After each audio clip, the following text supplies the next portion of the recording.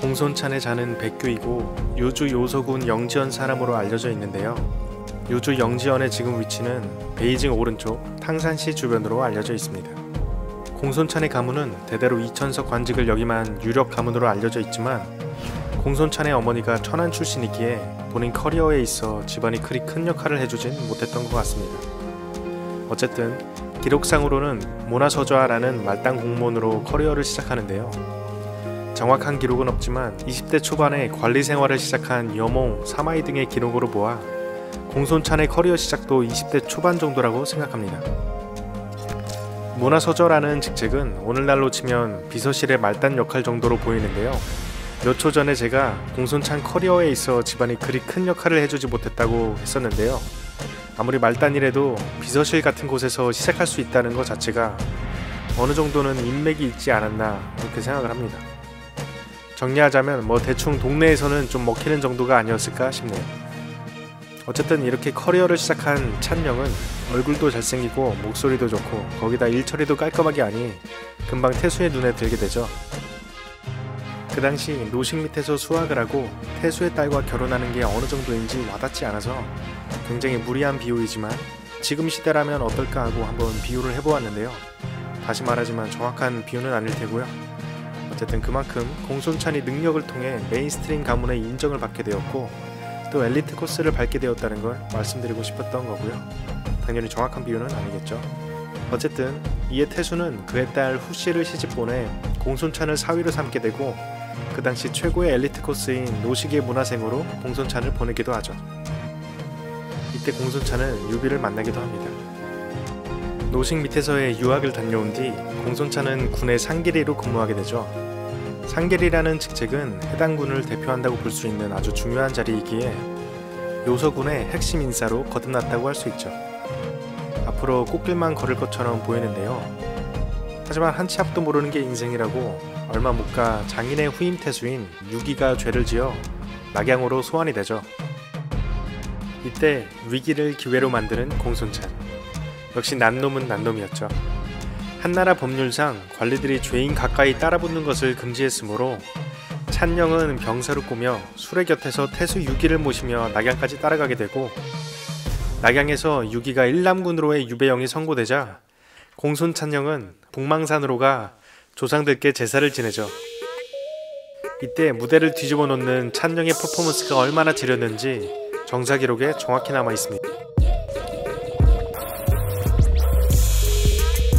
예전에는 다른 이의 자식이었으나 지금은 다른 이의 신하이니 응당 일남으로 가야 합니다. 일남은 장기가 있어 혹 돌아오지 못할까 두려우니 이곳에서 선인들께 이별을 고합니다.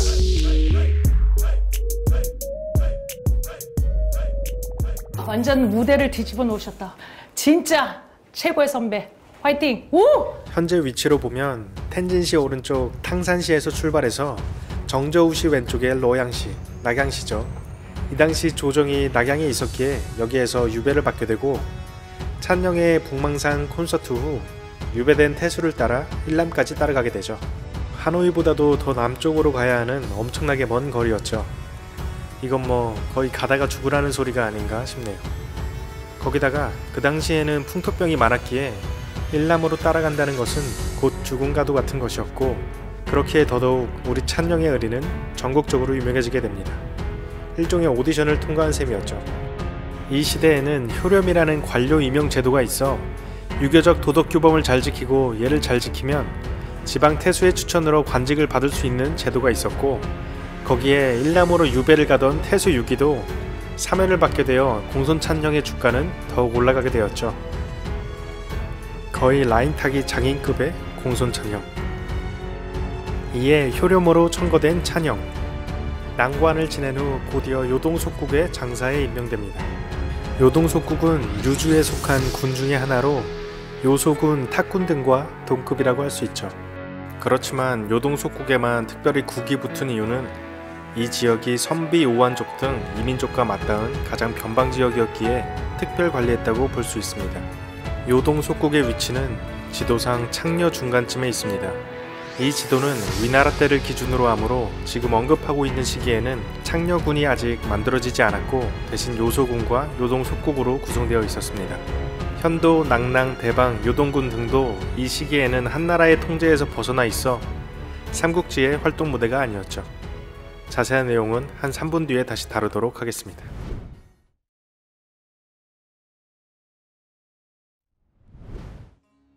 이제 요동 속국의 장사가 되어 열일하는 공손찬영. 어느 날은 순찰을 하다가 선비족 수백기에 의해 포위를 당하게 되는데요.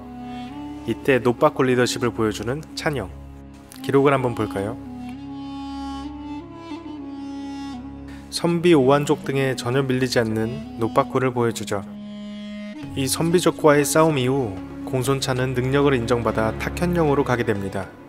여기서 탁현령의 위치를 정확히 알기 위해서는 유주의 지도를 한번 보고 가야 될 것 같은데요. 일단 후한시대의 지도를 한번 보도록 하죠. 이게 자료마다 조금씩 위치가 다른 부분도 있고 해서 약간 헷갈릴 수도 있더라고요.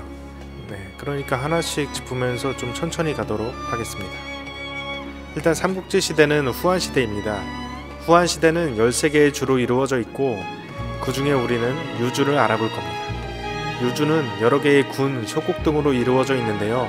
일단 지도에 보이는 군들 중에 몇 개 정도 설명드리고 가겠습니다. 요동군은 공손도의 땅으로 공손도는 한나라 중앙정부를 무시하고 독자 세력을 구축하고 있었기에 이 시기에 요동군은 한나라의 영향력을 벗어나 있었죠. 또 오른쪽 낙랑군의 경우도 요동에서 독자 세력을 구축한 공손도의 세력권과 한반도 세력, 또 고구려 세력에 의해 분열되어 있었던 것으로 보입니다. 요동군 위쪽의 현도군 같은 경우는 1세기에 고구려의 압박으로 저 지도보다 훨씬 북쪽으로 이동했다는 기록이 남아있고 요동의 공손씨와 고구려에 의해 분열되어 있었던 것으로 보입니다. 그래서 사실상 이 시기에 유주는 요동 속국까지를 관할하고 있었던 것으로 생각하면 무리가 없을 것 같습니다. 어쨌든 공손찬이 탁군의 탁현령으로 갔다고 했죠. 탁현이 어딜까요? 지도 왼쪽 편에 보시면 탁군이 있는데요. 탁군도 이 시기에는 7개 정도의 현으로 구성되어 있었습니다. 공손찬은 저 탁군의 7개의 현 중 탁현의 현령으로 가게 된 거죠. 또한 이곳은 공손찬의 최애 동생 유비가 있는 곳이기도 했죠. 지금 현재 위치는 허베이성 바오딩시 북부 저저우로 알려져 있고요. 지금도 저저우시에 가면 유비나 총나라 시절의 장군들, 책사들을 기리는 이런 동상이나 사당 등이 아직도 많이 있다고 합니다. 어쨌든 공손찬령이 현령이 된 이 시기에는 아직 장순의 난이 일어나기 전이므로 그림처럼 유비는 탁현에서 장비관우랑 술 먹고 애들이랑 놀고 있거나 그 주변 언저리에서 의병을 모집할까 말까 한 시기이니 아마도 공손찬과의 만남이 잦지 않았을까 하는 저의 뇌피셜입니다. 그러던 중 184년 양주에서 한수 변장 등이 강족과 함께 반란을 일으키자 한나라 조정은 거기 장군인 장온을 수장으로 토벌구를 구성하죠. 참군사로 도겸이 참여하고 장온은 송견을 참모에 앉히기도 했습니다. 이 토벌군에 공손찬도 오한 돌기병대 3천을 이끌고 참여하고요. 이때 기주 중산군에서 온 장순도 공손찬과 종군합니다. 하지만 공손찬이 변방 오랑캐 나부랭이라고 생각했는지 장순은 공손찬과 종군하는 것에 큰 불만을 품었다고 후한서에 기록되어 있죠. 시간이 흘러 187년 한나라 조정에 불만이 있던 장순, 오한 부족 등도 반란을 일으켜 개의 성을 공격하였죠. 하지만 보시다시피 탁군은 바로 옆에 있고 오한 기병에 통달한 공손찬, 가볍게 장순 등을 물리치고 공적을 세워 기도위로 승진하였습니다. 참고로 장료 양봉 등도 기도위를 지내기도 했다고 하네요. 하지만 자신이 쩌리가 아니라는 것을 증명이라도 하듯 장순은 이번에는 구력거 등과 함께 협력하여 또다시 반란을 일으켰죠. 어양, 하간, 발해를 약탈하고 평원에 침입하여 많은 이를 살해하였으며 약탈을 자행하기도 했습니다. 이에 공손찬이 추격하여 반란군과 오랑캐를 진압하고 이 과정에서 남녀 구분 없이 모조리 잡아들이는 공손찬 특유의 노빠꿀 리더십을 보여주게 됩니다. 그러던 중 공손찬이 너무 깊게 추격하여 구력과의 포위에 빠지게 되고, 공손찬은 농성하며 말을 먹고 노와 방패를 삶아먹는 등 처절하게 맞서는데요. 과연 공손찬은 구력과의 포위를 뚫고 무사히 빠져나갈 수 있을까요? 그럼 다음 주에 뵙도록 하겠습니다. 감사합니다.